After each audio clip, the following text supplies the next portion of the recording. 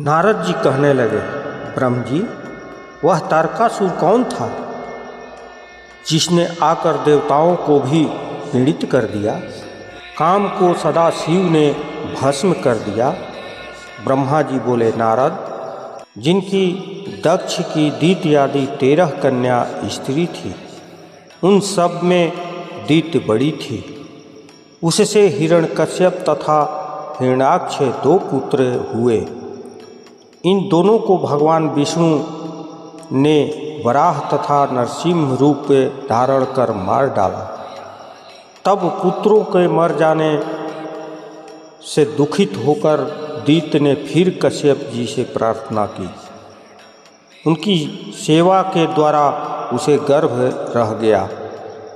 इंद्र ने यह जानकर और उसके गर्भ में प्रवेश करके बालक के खंड खंड कर दिए, किंतु दैत्य के व्रत के प्रभाव से गर्भ के बालक की मृत्यु न हुई। समय पूरा होने पर उसके गर्भ से 49 उत्पन्न हुए। ये सब रुद्रगण हुए और शीघ्र ही स्वर्ग में चले गए। उसके बाद दैत्य फिर कश्यप जी के पास पहुंची और उन्हें प्रसन्न करने लगी। तब कश्यप जी बोले, दैत्य, शुद्ध होकर तप करो। 10,000 वर्ष प्रयत्न तक तुम अपनी इच्छा अनुसार पुत्र प्राप्त कर सकोगे। यह सुनकर दैत्य ने श्रद्धापूर्वक तप किया।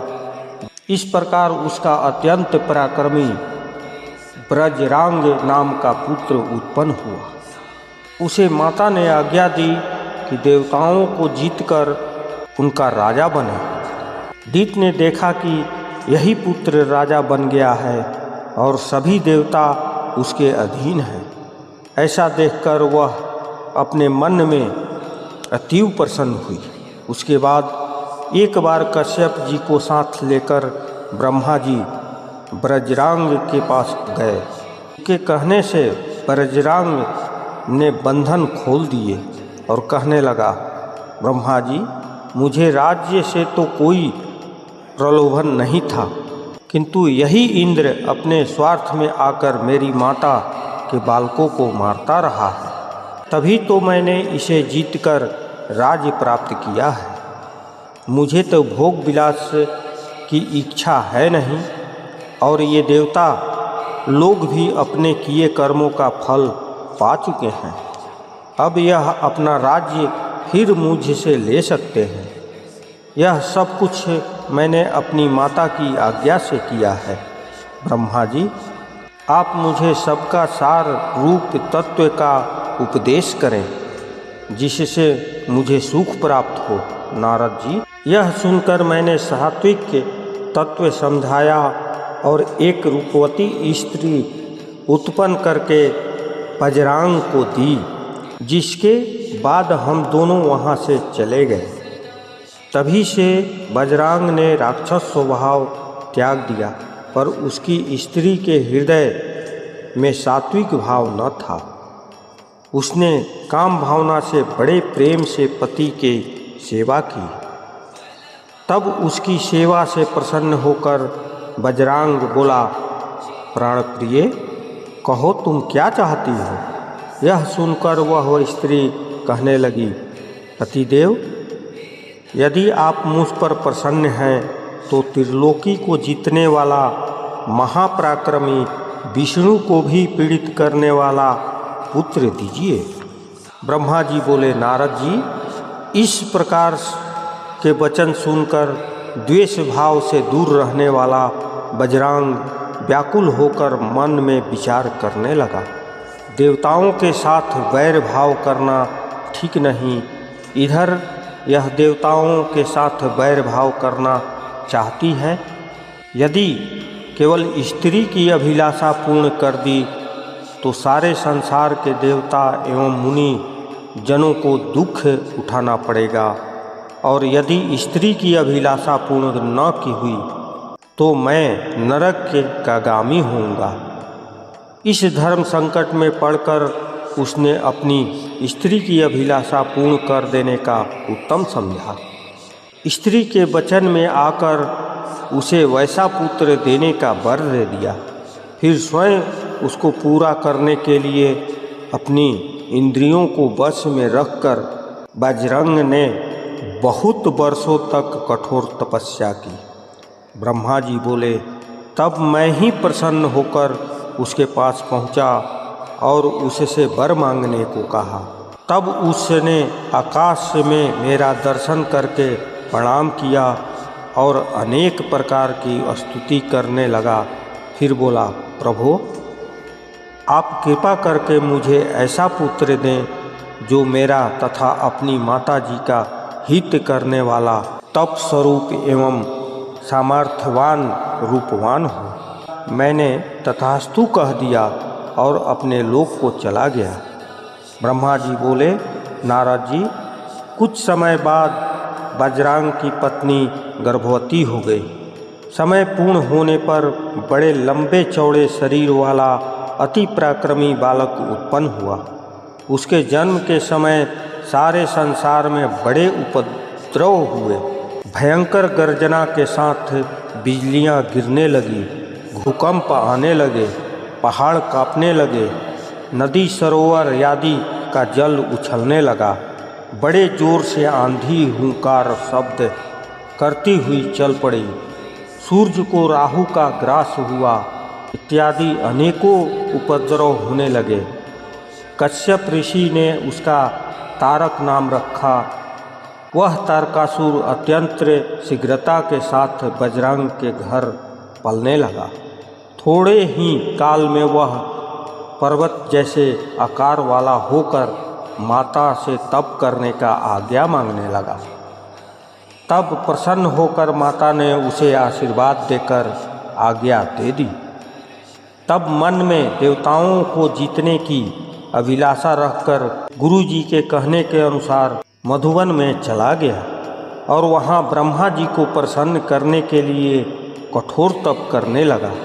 उसने हाथों को ऊंचा कर लिया और दृष्टि ऊपर की ओर कर ली। एक पांव पर ही खड़े होकर एकाग्र मन से 100 वर्ष तक तप करता रहा। 100 वर्ष तक केवल अंगूठे के आधार पर खड़े होकर तप किया। उसी प्रकार 100 वर्ष जलाहार से एवं 100 वर्ष वायु के आहार से उसने तप किया और 100 वर्ष जल में, 100 वर्ष थल में, 100 वर्ष अग्नि में ठहर कर किया। फिर 100 वर्ष पृथ्वी पर हथेली धारण करके 100 वर्ष की वृक्ष शाखा पकड़कर इसी प्रकार और अनेकों दुख सह सह कर तप करता रहा। तब तो शरीर से बड़ा तेज निकलने लगा। उससे तो देवलोक भी जलने लग गए। यह देखकर देवता घबरा गए। फिर मैं स्वयं तारकासुर के पास गया और उससे वर मांगने के लिए कहा। तारकासुर ने सुनकर प्रणाम किया और बोला, हे भगवान, मुझे वरदान देते हैं तो पहला वर दें कि आपके रचे हुए संसार में मेरे समान तेजवान एवं बलवान कोई न हो। दूसरा यह कि भगवान शंकर के बीज से जो बालक उत्पन्न हो उसी के ही चलाए हुए शस्त्र से मेरी मृत्यु हो और किसी प्रकार भी मेरी मृत्यु न हो। ब्रह्मा जी ने तथास्तु कह दिया और फिर अपने लोक को चले आए। तब तो वह तारकासुर अत्यंत प्रसन्न हुआ, फिर अपने घर को लौट आया। उसके बाद ब्रह्मा जी की आज्ञा लेकर शुक्राचार्य ने दैत्यों का उसे राजा बना दिया। तब तो तारकासुर की उन्नति होने लगी। तीनों लोकों का राजा बनने की चाहना से सबको दंड देता हुआ देवताओं को भी पीड़ित करने लगा। इंद्र ने डर कर ऐरावत हाथी, अपना खजाना, सफ़ेद रंग के 9 घोड़े दे दिए। ऋषियों ने डर के मारे कामधेनु एवं सूर्य ने उच्चैक्षुआ तथा अन्य देवता लोगों ने भी अपनी अपनी प्रिय अनेकों वस्तुएं दे दी। फिर उस दैत्य ने त्रिलोकी में से ढूंढ ढूंढ कर उत्तम उत्तम वस्तुएं निकाल ली। समुद्र ने तो डर के मारे अमूल्य रत्न दे दिए। पृथ्वी उसकी प्रजा के हित परिश्रम के बिना ही अनेकों अन्न आदि उत्पन्न करने लग गई। सूर्य भी इसके भय से उतना तपने लगा जिससे किसी को कष्ट न हो। इसी प्रकार चंद्रमा, वायु, अग्नि सब के सब उसके अनुकूल हो गए। देवता एवं पितरों के भाग भी ले लेकर यह तारकासुर इंद्र के सिंहासन पर चढ़ बैठा। देवताओं को निकाल कर अपने स्थान को दे दिए।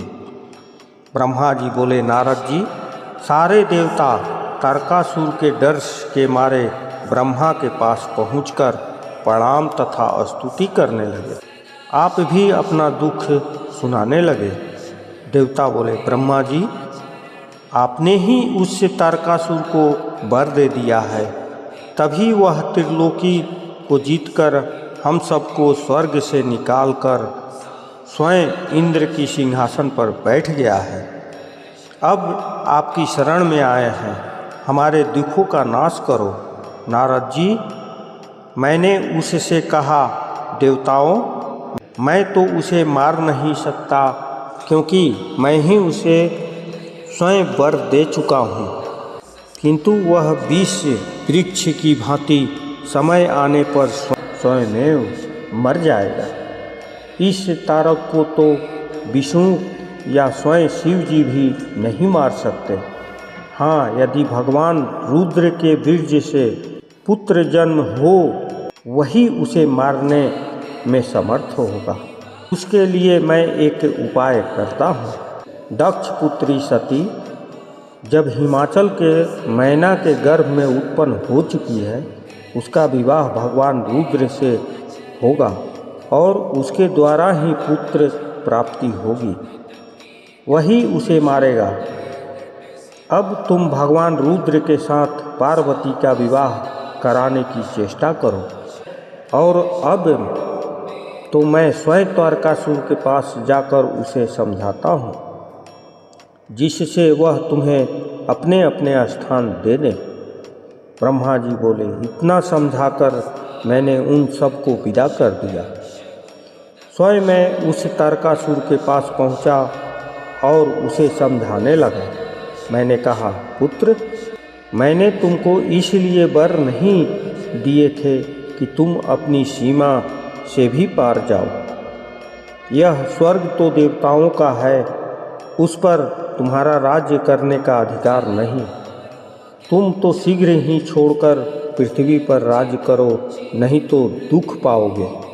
नारद जी, इस प्रकार मैं उसे समझाकर अपने लोक को चला आया।